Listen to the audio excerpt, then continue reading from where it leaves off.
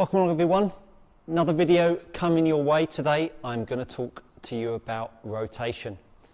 Did a little poll on my community and asked what you would like to see out of 4 videos, and you chose how do I create more rotation in my backswing. Well, this is quite a decent topic, but first of all I want to talk to you about why you might overturn or underturn, because I think, and the vibe that you hopefully are getting, I just don't give you fixes. I try to make you understand why your bias is in a certain direction.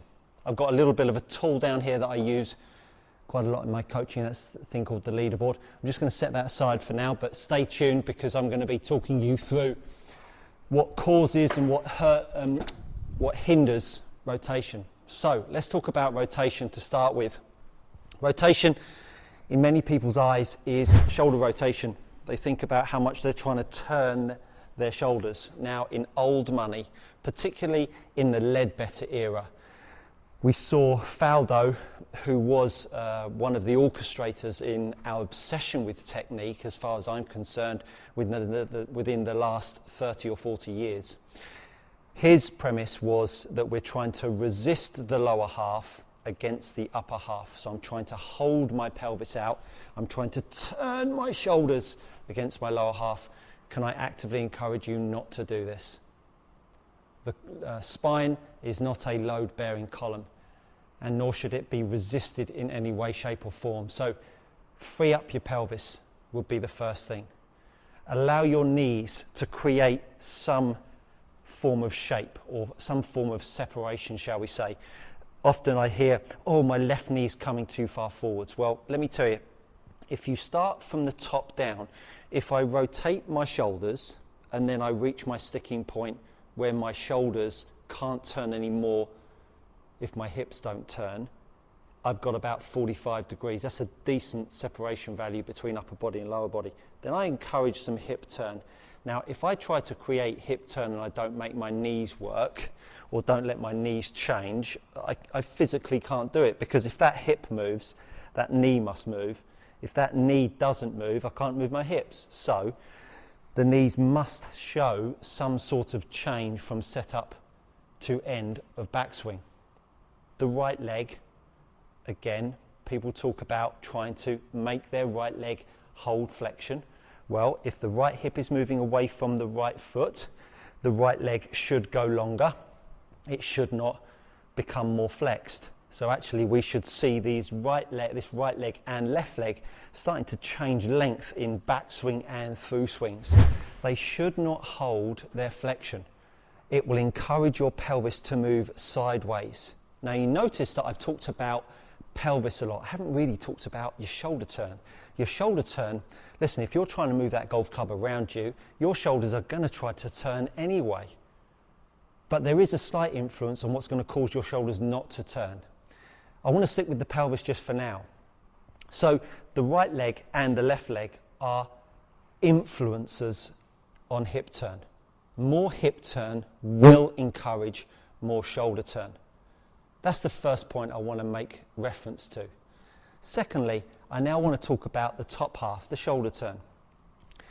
So we've got a guy or a girl who is short in backswing.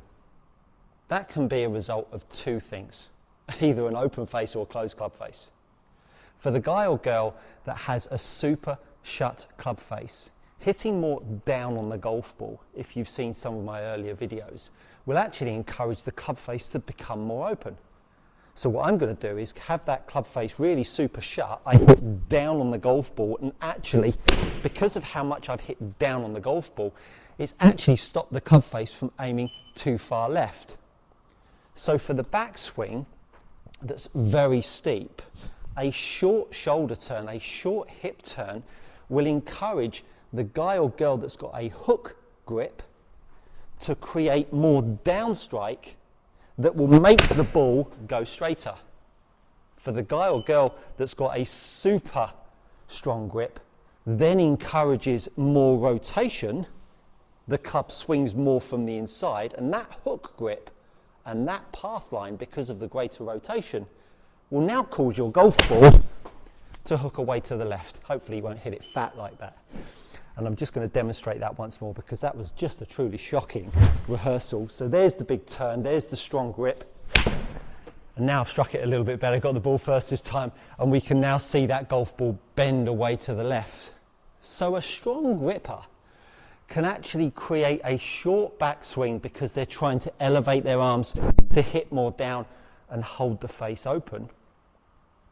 And a short turner can come from a really weak gripper because when the grip is weak and we now elevate the arms up, swinging more outside in actually creates the opportunity for me to make the ball bend onto target.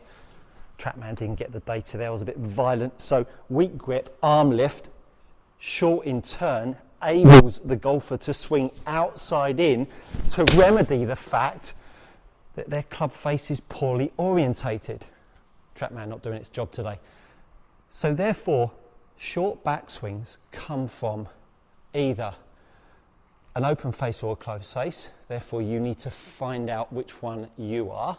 So work out that. Secondly, we then need to appreciate that we don't hold our hip action off. We don't try to lock our legs out. We don't try to hold the flexion in our right leg. And we don't try to turn our chest against our pelvis. What I'd encourage you to do as a drill is to take the club across your shoulders, move your chest around, and as you do so, allow your right leg to actually lock out. And then see how much shoulder turn you can create. So I'm going to lock my right leg out, and then I'm going to encourage as much shoulder turn as I possibly can. Now you can see I'm over 120 degrees of shoulder turn. Now I'm going to take some lock out my leg, put some flexion back in, and I'm now in a pretty good position. People short turn because they're trying to lock out their lower half as a rule. That's what I tend to see.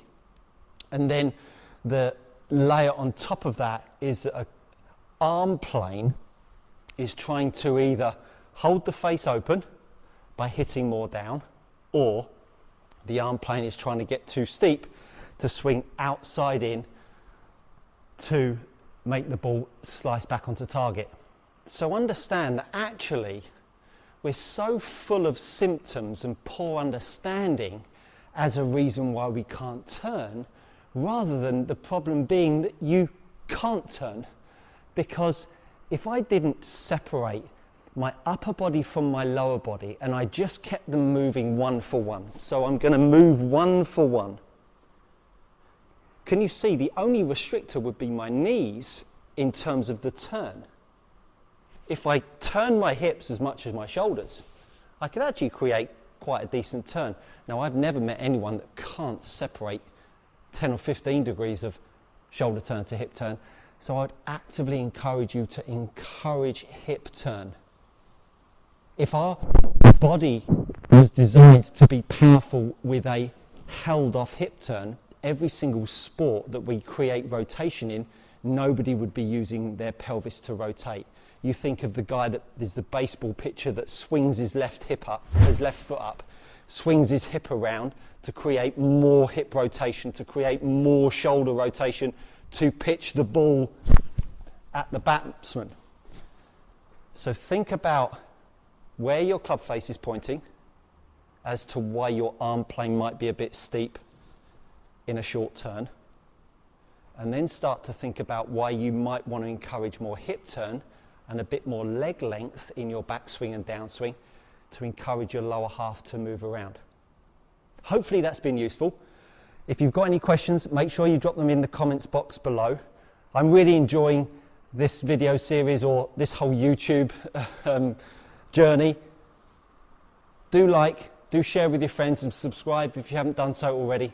And I look forward to seeing you on the next one.